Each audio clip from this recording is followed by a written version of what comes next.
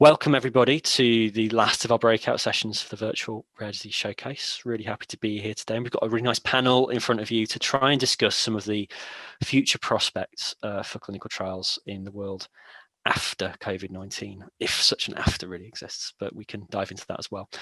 Brilliant. So with that, I'd like to just ask our wonderful panel here to introduce themselves. So those of you who are watching the main session will recognize a couple of our speakers, but always good to dive in with everybody. So Christa, if you'd like to just introduce yourself briefly for our audience, that would be appreciated. Absolutely, Rick. So my name is Christa van Ken. I have been working in a contract research organization, so conducting clinical trials for over 20 years. I was one of the founders of PSR, which has been which specializes in rare disease trials. So I've been very much involved for over the last decade or so in orphan drug trials, and have just moved into consultancy after having left PSR recently, and have known Tony for a long time as well, since he was also involved in PSR. Thank you, Christa. That leads us on to Tony nicely, so you might as well take the next slot, sir. Hi everyone, so I'm Tony Hall, and so I'm actually one of the co-founders of PSR as well, also one of the co-founders of Find a Cure. I trained as a physician. I've been joined the industry quite soon after qualifying, so I've been in drug development most of my career. And the last 10 or 11 years of that, I've been focusing on drug development for rare diseases. And right now I'm working for a company called Healx, which is doing drug repurposing for rare diseases. So we're in the process of trying to take quite a large number of different molecules forward for many different rare diseases. So I hope that will be making a big impact for patients over the next years. Thanks, Tony. That's perfect. Melita, would you like to say hi? Yes, hi, I'm Melita Irving. I'm a doctor in clinical genetics at Guy's and St Thomas's Hospital in London with the Evelina London Children's Hospital. My job is to diagnose rare diseases and also more recently to run clinical trials in rare diseases. So I'm particularly interested in rare diseases that affect the skeletal dysplasia conditions. So I've been running clinical trials in that specific area for about 8 years now. Thanks so much, Melita. And finally, Penny, who many of you will be familiar with from the webinar previously. Hi, everyone. I'm Penny Hogarth. I'm a neurologist. I come to you from Portland, Oregon, in the States. I actually was born in England, in Canterbury, near Canterbury. Grew up there, but I've lived in the States for about 30 years now. I'm a physician also. I have had a lifelong interest in rare diseases. I'm a neurologist by training, but I actually now live in the genetics department at my university. I have my academic home there, and I have had a long-standing interest and involvement in rare disease clinical trials, particularly working now on a group of ultra rare diseases that cause brain iron accumulation and neurologic challenges in children and adults. So that's me. Thank you so much, Penny. But for now, I'd like to just start and get the panel's thoughts on what you really think the future and the prospects are for delivering trials purely remotely or partly remotely in rare diseases moving forward. So possibly I'll bring in Melita. You just flashed for me. So Melita, I'll start with you. We'd love to get your thoughts on this topic. Well, I think I agree with the statement that things in the world of clinical trials has progressed significantly in the last few months. I think that applies to many aspects of life, actually, things that we had intended to do and thought we might give it a go, but have never been brave enough to take the leap. We've now been forced to, and I'm thinking in particular of Find a Cure meetings where we do it via webinar, via Zoom, rather than face to face, and it's been hugely successful in that respect. And the same thing in some ways has happened in running clinical trials in rare diseases. So many of my clinical trials had to stop because of COVID. We had to redouble all efforts around COVID itself, and we weren't able to run clinical trials. But the ones that did keep running were those in which an intervention was already in place, and stopping the trial would be more dangerous than carrying on the trial. And so we had to find different ways to adjust and fulfill our trial requirements, including making sure our patients were safe, but also acknowledge that COVID had completely taken over the hospital and taken over our worlds. So things that we have done to accommodate that, well, first of all, the clinical trial sponsors were very ready to go to the MHRA, to the regulatory authorities, to the ethics committees, to the various different authorities to change protocols so that we could conduct some of our protocol procedures remotely. And they were very receptive to that. And actually it was really beneficial because we got to continue many aspects of the trial and check that our patients were safe, and the whole thing didn't have to stop. And so that was very accommodating. And I think moving forwards, that having been shown to be a successful modality, doing some of these trial things remotely, and will be taken forward. And already I've seen protocols for future trials that will be involved with, accommodating or incorporating remote aspects of the clinical trial procedures. So there has been a benefit in that respect. Brilliant, thanks Melita. And Tony, you're kind of busily working away thinking about planning trials for a range of different rare conditions. I wonder what your thoughts are on this area and how easy it is to begin to move in this direction with your perspective. Yeah, I mean, I agree with what Melita was saying. I mean, this is something I think that people who are working in clinical trials in general, but also in rare diseases clinical trials, have been thinking about for a long time, and trying to figure out how to implement these kinds of, make studies as remote as you possibly can. And the main reason for doing that has just been to try to reduce the burden on patients, because obviously having to keep going up to the hospital all the time for investigations is quite onerous on patients and on families as well. So there's been a desire to do this for a long time. And I guess what the COVID thing has done is just speed that up and make everybody really think, okay, now we need to find a way to make this work. But the difficulty is that there's a lot of the study procedures that you need to do can't easily be made remote. And so I think there are certain types of trials, I think, where you could probably make it almost entirely remote, but probably that's less likely to apply to most rare diseases. And so there's probably always going to be a component where patients will have to go up to the investigative site as well. But I think it's obviously it's up to us in the industry to try and find innovative ways of making studies as remote as possible, and then also up to the regulators to be open to accepting the data that comes from those kind of assessments when you finally come to submit your package, and it includes that kind of data. The regulators need to be able to accept it as well. Yeah, and that's definitely a point we'll come to in a little while, actually, to think about how regulators are receiving and accepting it. Penny's just disappeared from it. I was going to bring her in there, but Christa, I don't know if you have any other thoughts on this topic in particular, and where you think it could go next, or how broadly and widely applicable some of these methods can be.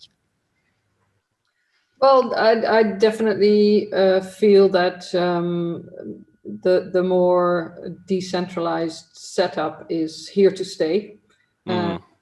We will definitely not go back to the traditional trials after COVID is over.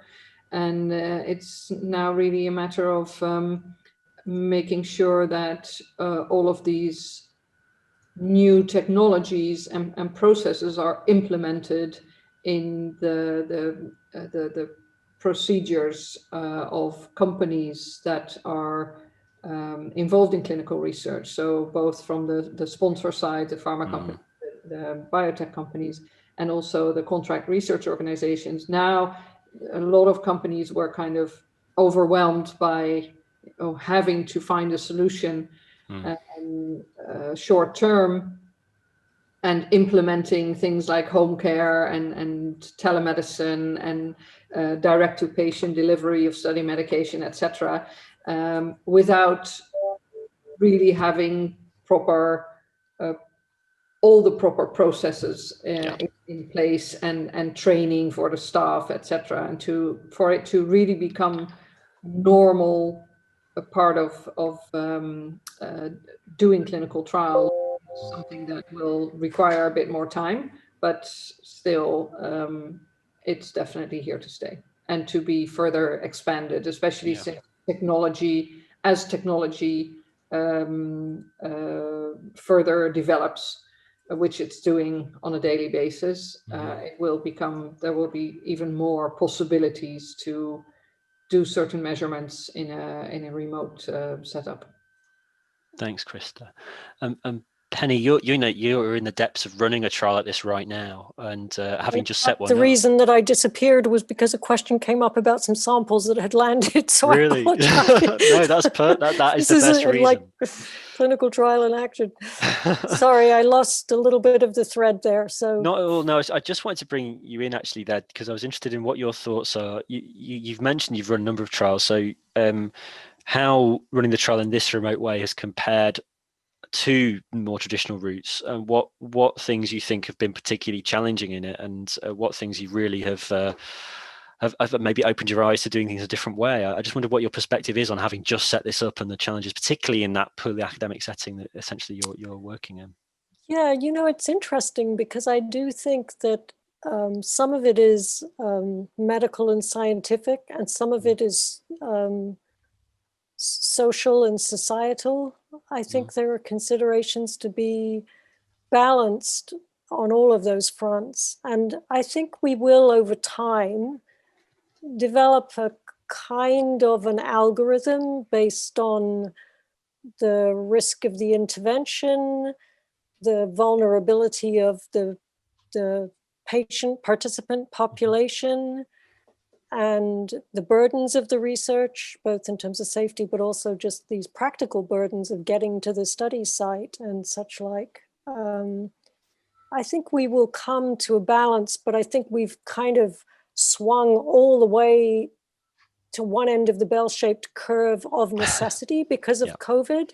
And now I think there's going to be a little bit of a rebalancing by all parties, by us as clinician scientists, by the patient community, by the regulators for sure. I think that they have revealed themselves to have flexibilities that we never knew were possible. And that is good, but I do think that, I'm not deluded enough to think that it's going to stay that way, and nor do I really think it should. I kind of think there probably does need to be a little bit of resetting because of, there are things that need to be properly validated if they're going to be used as outcome measures, for instance. Christa mentioned this for some of the remote tools. I'll tell you one very sort of interesting just story. So in addition to my rare disease work, I pay the bills and because this is my training, I do Parkinson's disease clinical trials as well. And we were actually in the middle of doing an observational study where we are comparing 3 different proprietary wearable devices, some that are used entirely in the home, and some that require to be used and kind of the data captured in the clinical setting. And that is being run by a drug company in collaboration with an academic medical center, but it has been more challenged by COVID than my rare disease trial because it really does require that the people come in, because this one device needs to be captured with a computer talking to the sensors for this one assessment. But what that study is doing is looking at comparing clinical examinations by a neurologist with digital data and trying to see how reliable it is, how point assessments compare with longitudinal assessments. And I think that's, I'm not sure quite where I'm going with this, but you have to realize I'm a little sleep deprived. It's started early in the morning here. But I think really just the point that I think we're going to have a little bit of a reset, and that's okay. It's probably desirable.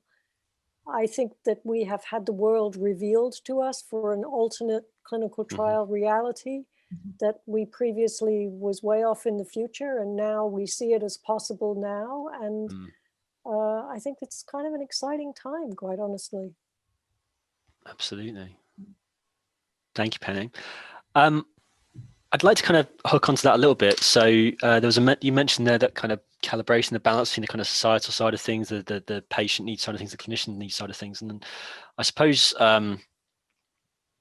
to run with that, there's an evidence need side of things as well. And I think for a long time, people have always talked constantly about the need for that double-blind, randomized, placebo-controlled clinical trial as the gold standard. And I think it'd be interesting just to see, what the panel think about the validity of that in rare diseases in the future, if that's going to continue to be the gold standard we aim for, if we should even be using that now, and where you guys stand on that. Is that the future or not? If I may. Please do. Yeah, I think that we need to challenge the use of placebos and randomized controlled trials in the rare disease setting. Yes, it has been accepted as a gold standard, and it makes sense if you have hundreds, if not thousands, of patients in your trial, hundreds and thousands of patients, for example, with hypertension, high blood pressure, high cholesterol, diabetes, that sort of thing. But when we're talking about rare diseases, it's a totally different game. And the regulatory authorities still seem to hold the main way of demonstrating if a drug is efficacious, if it works for a particular clinical indication, for a particular medical need, then that has to be through the randomized controlled trial, with some of the patients being randomized to placebo, i.e. dummy drug, and some of them being randomized to the actual drug, and nobody knows who got what. And I think people with rare diseases, families affected by rare diseases, are a completely different breed to other patients. The condition impacts their lives, and every single one of them in the family, in so many different ways. And there has often been a diagnostic odyssey. People haven't found out what is wrong with their child for a long, long time. And so there is a certain amount of, I can't think of any other way to say it other than desperation, really, to get to the next steps once you've had a diagnosis for your child. So rare disease parents are really put into a difficult situation if they want their child to be involved in clinical trials, because there could be something useful there for them, but yet they might be randomized to a placebo arm. And I think it really challenges the resolve of parents in that situation. So I, for one, would like to see alternative methods to demonstrate efficacy in trying new treatments for patients with rare diseases. And there certainly are precedents that will allow that to happen. And so I'd very much like to see the regulatory authorities push to consider other ways of statistically demonstrating that a drug or a treatment or an intervention is clinically works. Thanks, please. Tony, I think you put your hand up. You want to comment on this? I did. I've got like 100 points to make. So, I mean, I don't disagree with anything that Melita said. I guess the thing is that I think we also have to, in a way, it depends. It depends on a lot of things.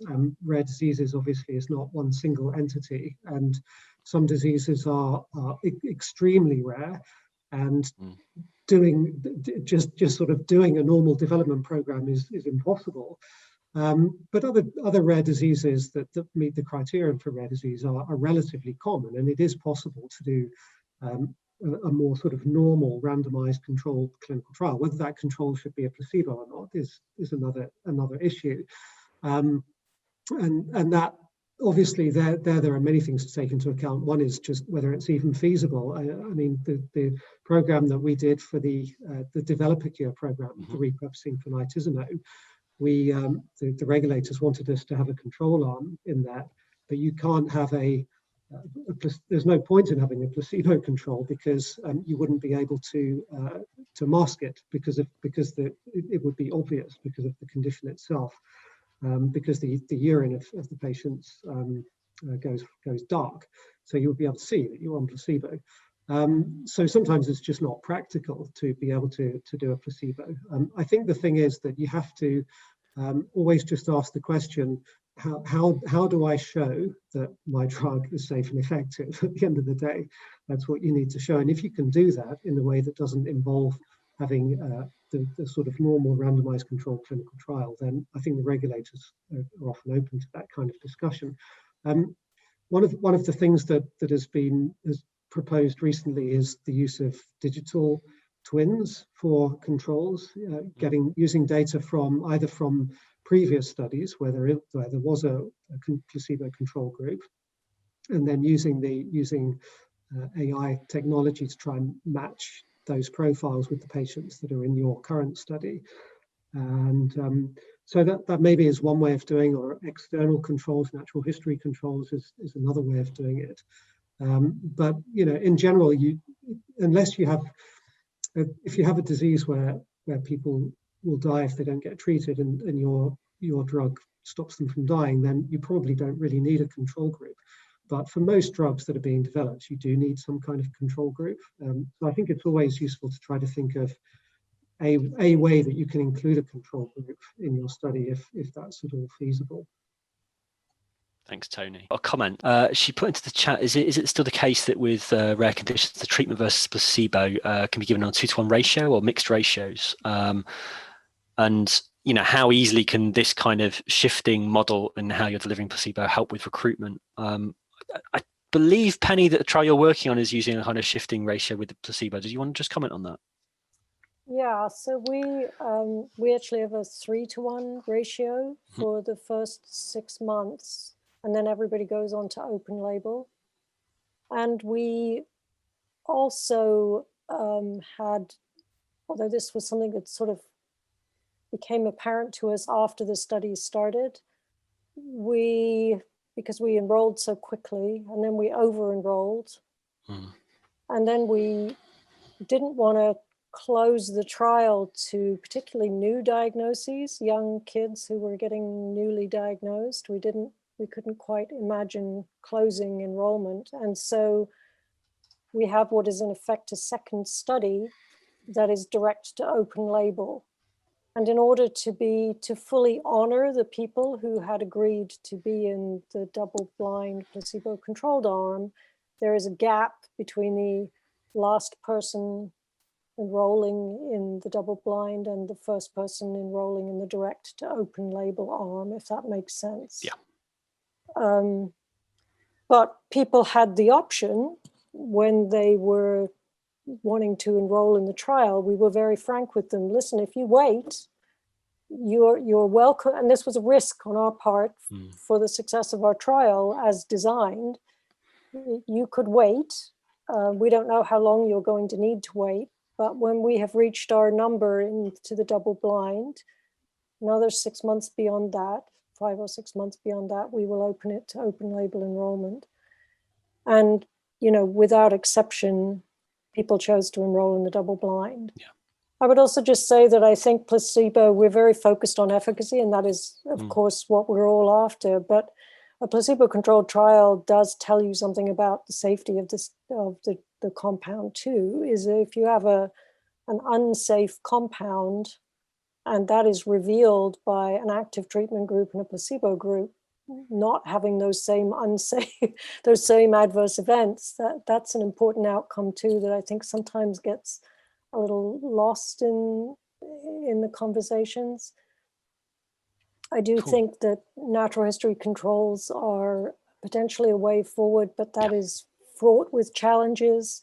I think there are some novel modeling techniques that one could use that might actually be helpful more than the sort of traditional way of looking at natural history studies. So those are my thoughts. Thanks, Penny. Christa, I think you're going to come in there.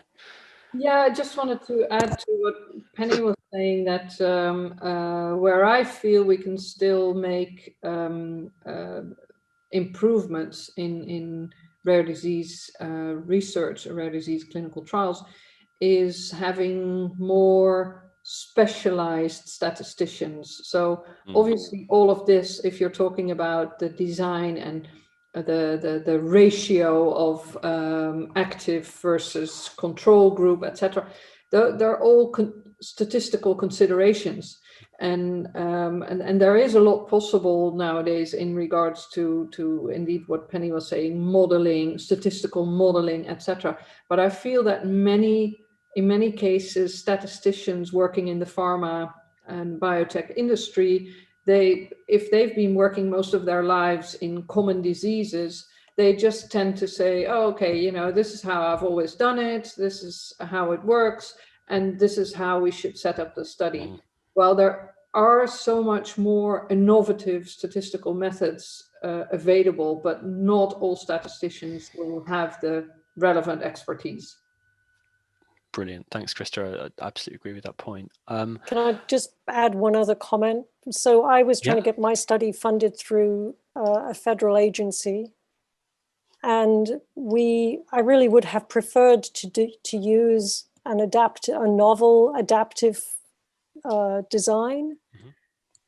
But I have to say I was afraid that we would just have to go through another year of grant review cycles, because if we didn't have the classic randomized placebo-controlled study, I didn't think we would get funded, which is a pretty terrible reason for doing that. But I wish I'd had a little more courage on that front, but I was burned by prior reviews of grants, shall we say. I think that's a really good point as well, though, that having the intent to do these things differently is one thing, but finding the way to get the acceptance, the funding, the support to actually drive it through effectively, and that itself can take a lot of time, which has a knock-on effect the other end as well. I think it's a really interesting compromise that people face. I'm conscious of time, and I want to focus on a few other points. So something when we were chatting came up previously about the use of potentially platform trials, or trials where we're essentially looking at the same drug across multiple different patient populations at the same time. And I'd be interested to see if any of you have any thoughts or comments on that. I know, Chris, you've got some experience in the area, and I can throw in some stuff if needed, but I'd love to just raise this as a possibility for the future, and if we think it's something we might see in more detail soon. Christa, go on. Yes, well, I have to admit I have limited experience with this, but I have some experience. But yeah, I think that I'm really interested in the concept, and I really hope this will develop further. So for those of you new to the concept, you will have one single clinical, one protocol, one study protocol, and have different drugs with the same methods, the same assessments, the same visit schedule, etc., and then comparing different drugs in basically one single or on the same way, which makes it, of course, comparing apples to apples makes it much better to compare different drugs. Where I think is one of the difficulties, there are, of course, multiple challenges in this. First of all, you have to have different potential drugs, but I think with initiatives like Healx is doing, using AI and machine learning to repurpose existing drugs, I think would be a great way to also utilize these platform protocols. So I'd be interested to hear what Tony has to say about it. But I think one of the difficulties, if you're talking about compounds, drugs owned by different companies, is that they are, of course, they are competitors, and you want them to basically collaborate to make this happen. And that is something where I think we're still a long way away from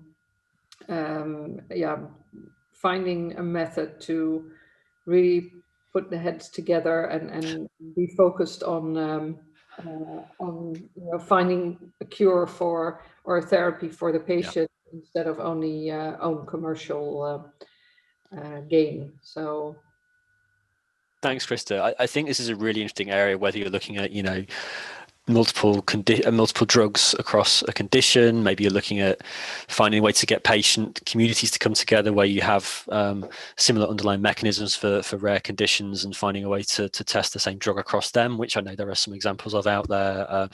It may be a way to help trigger and push some of those types of research forward. Tony, I think you mentioned something you've been doing a little bit of thinking about, if nothing else. Just wondered what your thoughts might be, and then I'll ask Melita how scared she is at the prospect of trying to run this type of trial.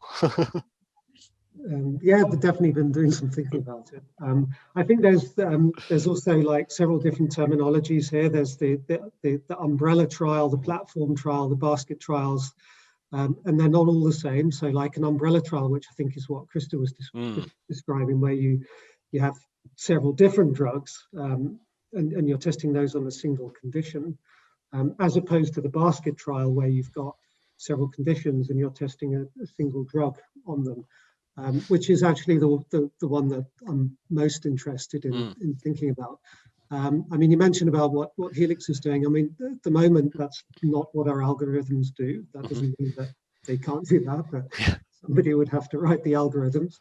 But it's certainly something that I think is an interesting one to explore. I mean, mostly these basket trials are now becoming quite commonplace in oncology studies, but as far as I know, I don't actually know of an example where it's been used outside of oncology. That doesn't mean there isn't an example. I just don't know of one. But you obviously need, in order for it to work, you obviously need to have some kind of common endpoints, because otherwise, well, you know, that's the thing that is the basket really, and finding that across multiple diseases in an oncology, with oncology that might be easier, but across multiple diseases that's not necessarily very easy to do. So, but it doesn't mean it's impossible, and it is definitely something that I'm thinking about, and hopefully can make it work. I don't know whether you could get a product all the way to market like that. Probably not, but it might be okay for a proof of concept study. Thanks, Tony.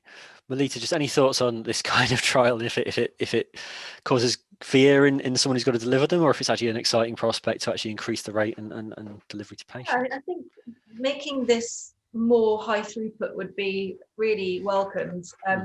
There are 8,000 different rare diseases.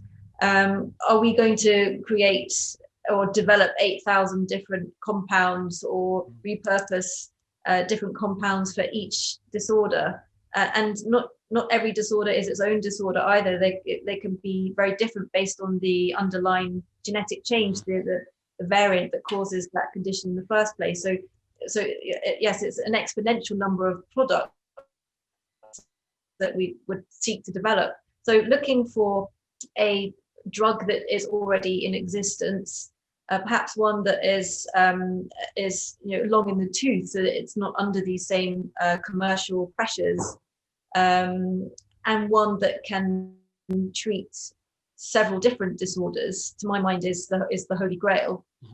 So just to put some examples to that, we are working here at the Guy's and St Thomas's on the MCDS therapy trial, which is using carbamazepine. It's a good old-fashioned anti-epileptic drug that's been around for 50 years or so. We know lots about it. We know about its safety profile. We know about its side effects. We know lots of different things about it. It's been recently discovered in the preclinical setting, in the laboratory setting, that carbamazepine can make better one of the rare skeletal conditions that we work in. And the way that it does that means that it could also be effective for many other different rare diseases that are not necessarily based around the skeleton. So neurological disorders and kidney disorders and heart disorders, for example. This could also work in those settings as well, based on the drug treating the mechanism rather than the drug treating the specific disease. Brilliant. And thanks, Melita. I think that's a really nice illustrative point I was hoping to bring in, so that's perfect.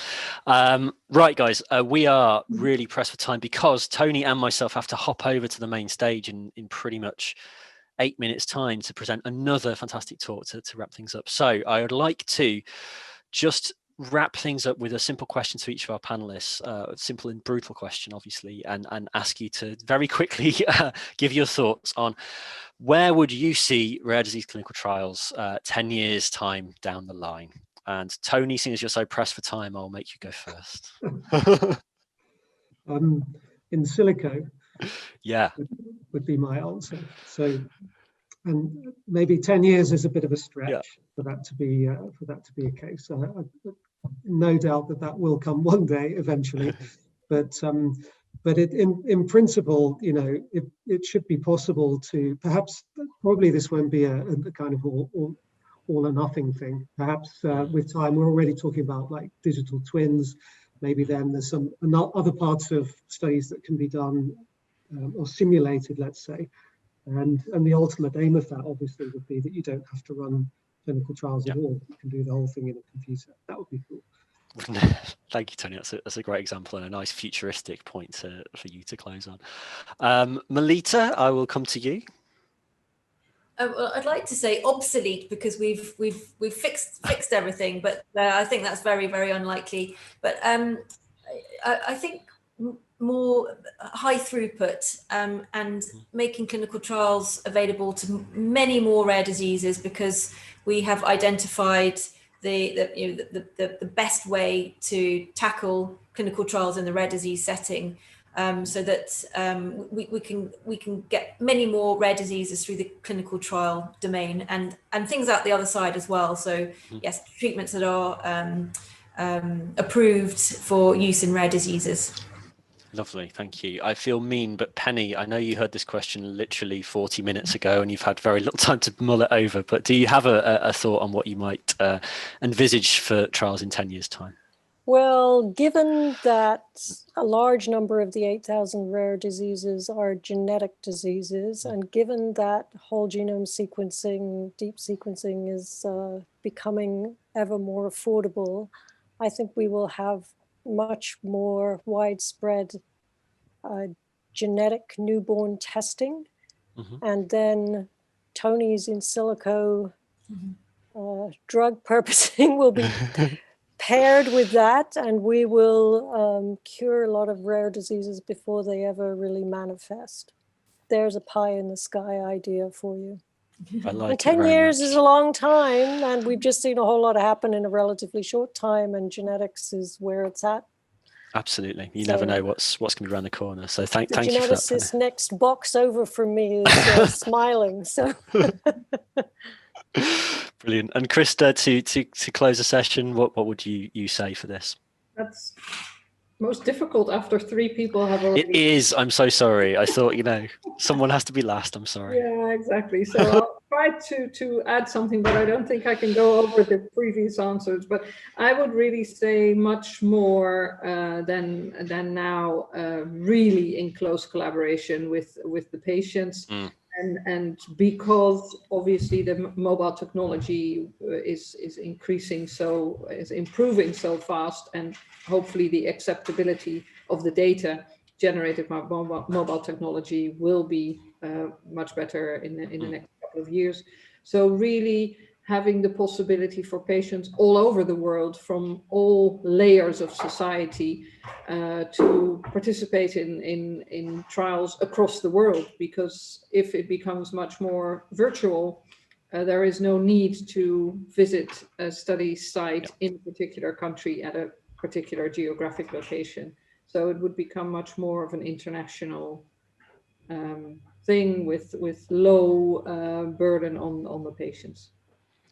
Sounds good to me. Thank you, Christa, for that. Sorry to leave you last, but I think that's a nice note to close on. And I just want to thank, the audience. Actually, we've got lots of nice comments, thumbs up, emojis, all these kind of things flying through. Thank you guys for coming and attending and listening in and being so positive through that chat about what we're saying. Thank you to the panel for a really interesting discussion. Actually, I've had a great day today listening to lots of brilliant talks and brilliant insights and ideas. It's been going brilliantly. So thank you for that.